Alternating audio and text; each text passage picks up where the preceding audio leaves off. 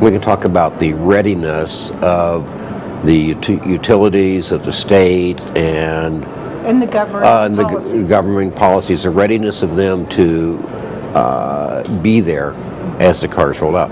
It's true that in aggregate we've got a lot more electricity generated at night than we will have electric cars. So it's true in aggregate that we have enough power in the grid at night to power up a large number of cars.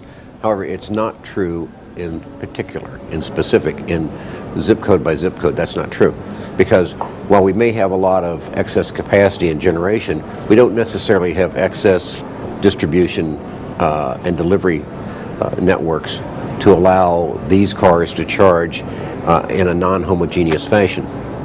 See, the issue is these cars are going to be grouped by zip code, because common people tend to cluster by zip code, and so you'll see that with the Prius and the hybrid cells. Is one zip code has quite a few more registrations than another. Does that mean that in those zip codes that electricity prices will be going up because they're using more? No, not necessarily that, but the amount of infrastructure attention is going to have to change.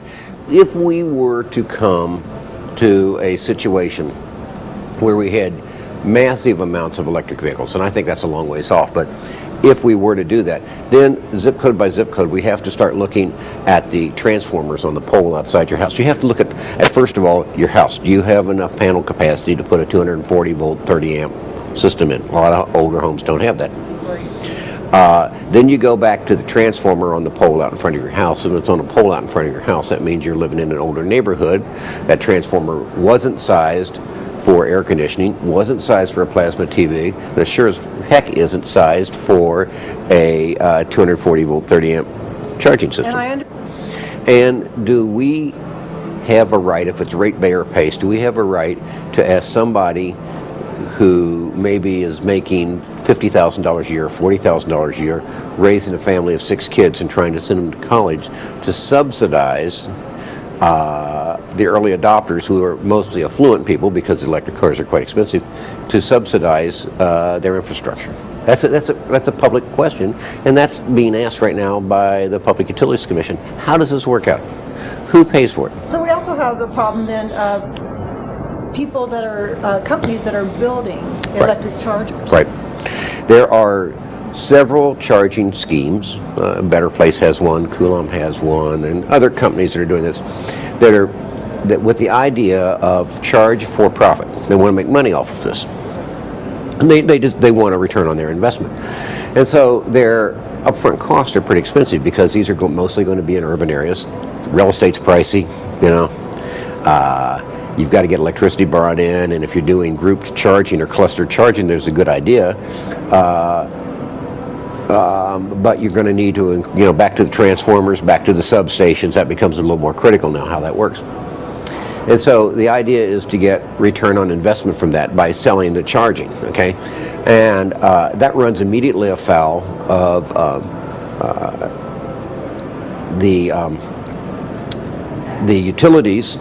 Not the city utilities, but the investor-owned utilities are called franchise monopolies. So in our area, it's PG&E. PG&E or Southern California. Those are franchise. Sempra. Yeah, those are franchise monopolies. Right. Okay, and they have the right to do business in this area, and nobody else does. Right. Okay, and they're guaranteed a return on their investment, so they're guaranteed that. So, if a interloper, like a Coulomb or Better Place, were to want to come in and resell electricity, well, that's allowing competition within that franchised area, and that could be met from an ad. The companies could have, the Southern California Edisons or the PG&Es could have an adverse idea on that. Now, it's easy to say, well, Coulomb and Better Place or whoever these are don't pose much of a threat to the utilities, but if they're allowed to come in and resell electricity, then why can't I be an independent generator with maybe fuel cells or something like that and want to come in and do a cogeneration aspect and resell that back? Okay, so you understand it's a very complex issue.